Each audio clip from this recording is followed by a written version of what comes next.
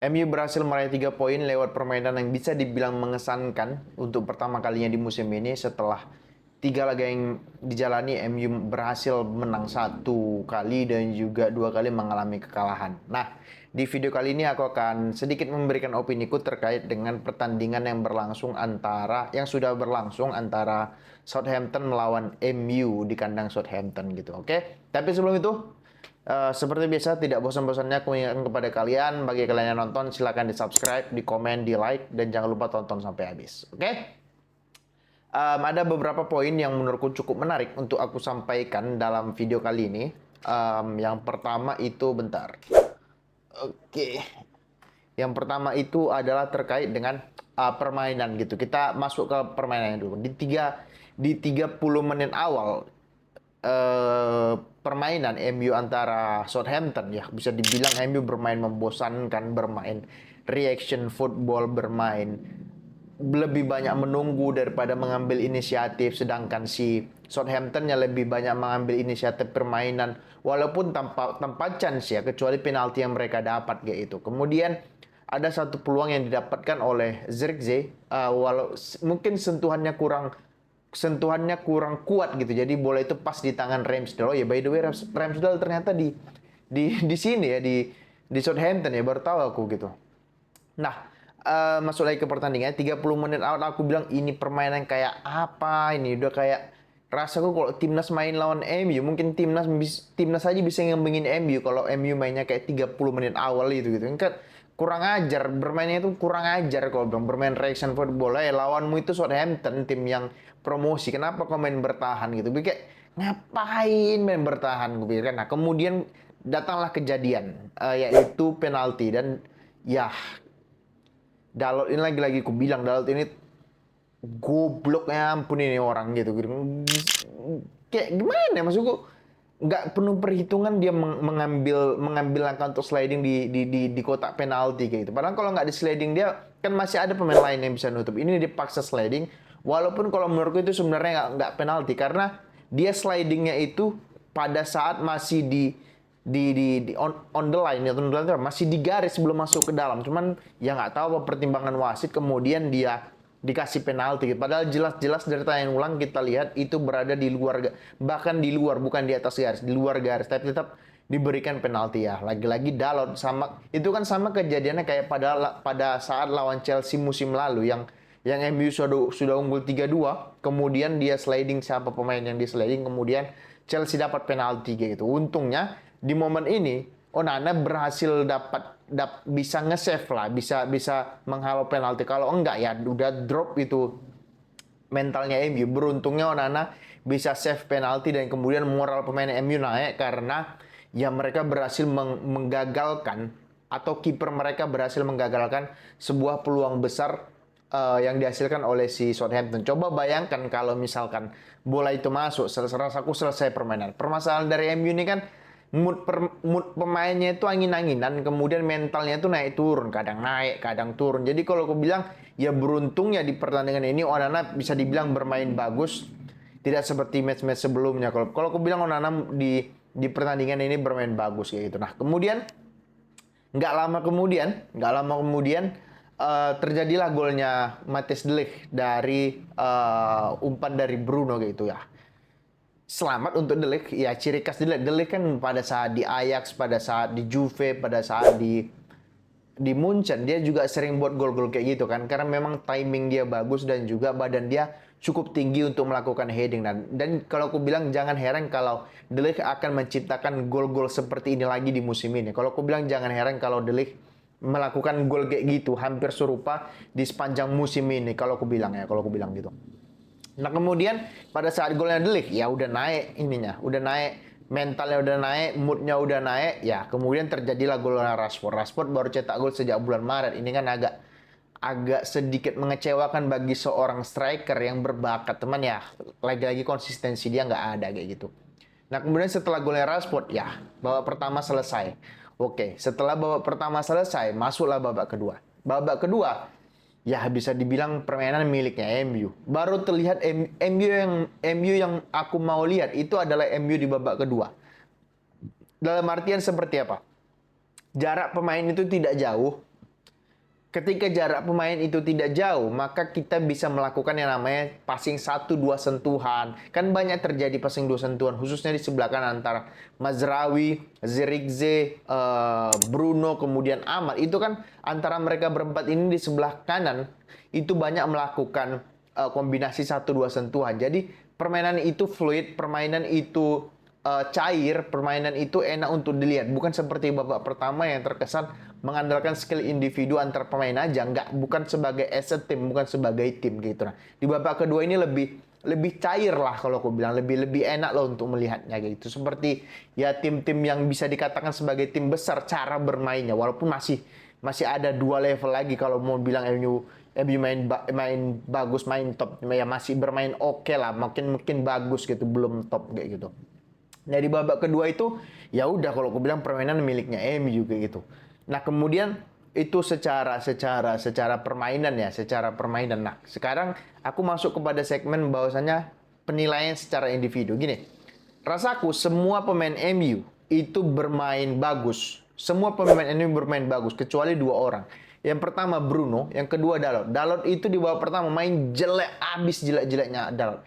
Di babak kedua mungkin karena MU sudah unggul dan kemudian MU menguasai permainan, mentalnya naik, moodnya naik, ya dia bermain cukup bagus gitu, walaupun masih banyak passing-passing ke belakangnya gitu.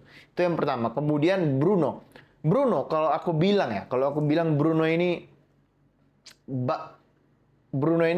apa ya, banyak menghambat serangan dalam artian ya banyak ngambil keputusan yang salah, passingnya salah, banyak nahan bola, banyak passing ke belakang.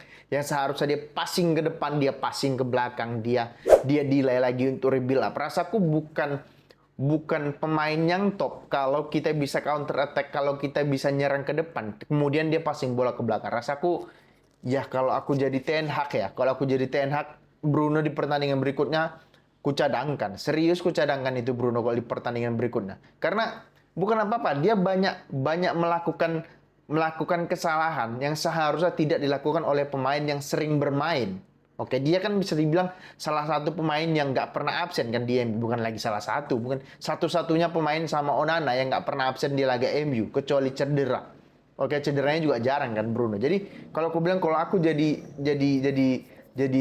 siapa ya? Jadi Redcliffe, jadi Ten Hag, kalau aku bilang ini pemain di musim tengah musim kalau ada yang mau ngambil 60-70, aku lepas ini pemain, cari pemain yang lebih skillful, yang bisa main pandangannya itu ke depan bukan ke belakang kayak gitu. Menurutku sih kayak gitu. Bruno ini main jelek kayak gitu. Kemudian semuanya bermain bagus, khususnya menurutku ada 2 bahkan 3 pemain yang menurutku bermain bagus kayak gitu. Yang pertama itu adalah Joshua Zirkzee. Zirkzee aku cukup suka. Nah, beginilah tipe striker yang aku suka gitu. Bukan kayak tipe Haaland, kayak tipe Osimhen, kayak tipe siapa lagi?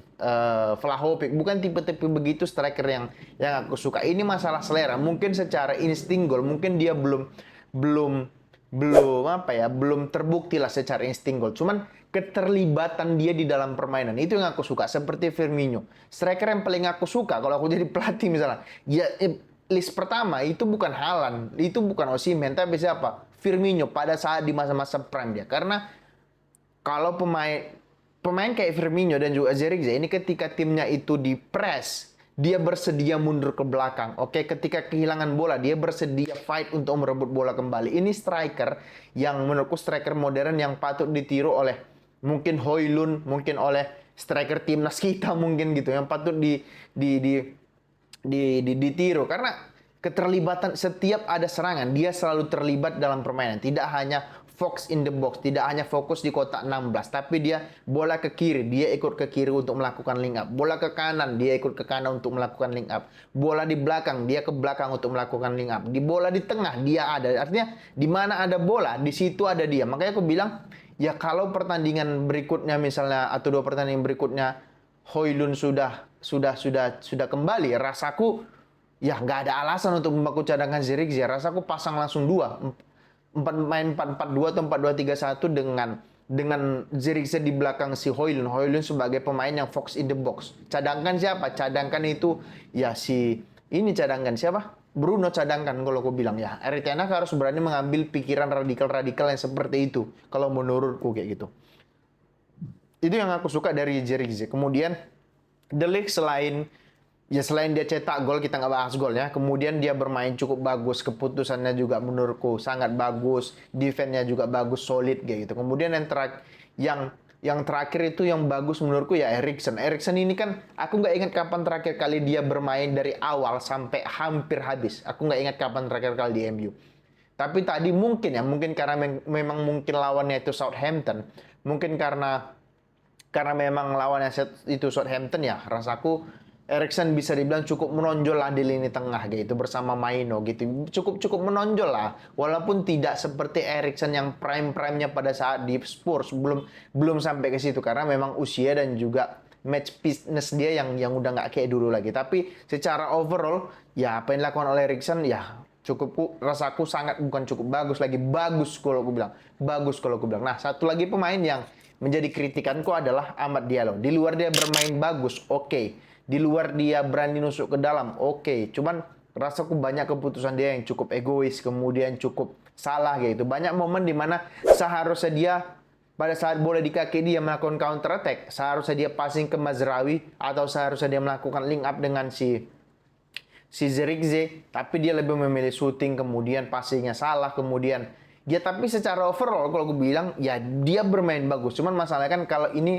beruntungnya lawan Southampton. Coba pada saat melawan City, melawan Arsenal, melawan Liverpool, hal-hal kecil atau momen-momen kecil itu harus diperhatikan dan harus dimanfaatkan apa ya bahasanya semaksimal mungkin karena kita nggak bisa mengulang hal yang sama, belum tentu hal yang sama itu bisa diulang gitu. Jadi ya rasaku Ten Hag harus maki-maki si Diallo supaya dia bermain lebih as a team, bukan sebagai as a man, bukan hanya sebagai dirinya sendiri tapi bermain lebih kepada seorang pemain yang bermain secara tim gitu. Oke?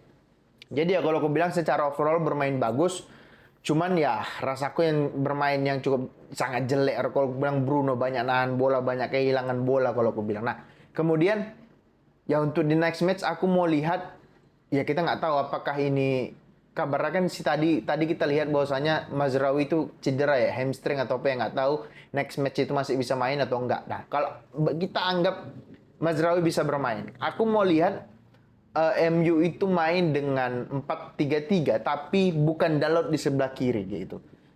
4-3-3 kita beranggapan Mazraoui itu bermain. Di kanan itu Mazraoui, di back tengah kanannya itu si De Ligt, back tengah kirinya itu si Maguire, kemudian back kirinya itu ada si Lisandro Martinez. Karena kan beberapa kali dia dicoba bahkan di timnas Argentina belum bermain bagus kan main sebagai back kiri. Jadi kalau aku bilang apa salahnya bangku cadangkan dulu Dalot, kemudian kasih si Lisandro Martinez role sebagai back kiri karena kan ya jangan bebani dia untuk overlap tapi ya untuk 3 di belakang aja sebagai back tengah yang tetap di belakang. Berarti kalau menyerang ya si Mazraoui aja suruh ke depan, kemudian 3 back sejajar di belakang ada Maguire, ada De Ligt, ada Lisandro Martinez. Tohnya nanti pada saat menyerang Lisandro Martinez bisa masuk ke tengah kan sebagai pengganti Mainonya atau pengganti Eriksen atau pengganti Ugarte yang maju ke depan. Dia yang gantikan posisi si mereka berdua maju ke depan sebagai DM mendampingi Casemiro atau whatever siapalah gitu. Ya aku mau lihat Ten Hag melakukan pergantian atau melakukan taktik yang cukup radikal untuk mendukung permainan MU. Karena kalau bilang cara bermainnya kayak tadi ya rasaku MU masih terlalu katro untuk melawan tim-tim canggih kayak City, kayak Liverpool, kayak Arsenal. Rasaku masih terlalu kudet lah kalau aku bilang secara taktik kayak gitu. Oke, itu dulu rasaku yang perlu sampaikan terkait dengan MU. Ya bagi kalian yang suka silahkan di subscribe, di komen, di like. Tapi bagi kalian yang nggak suka ya nggak apa-apa. Oke, terima kasih, semoga terhibur.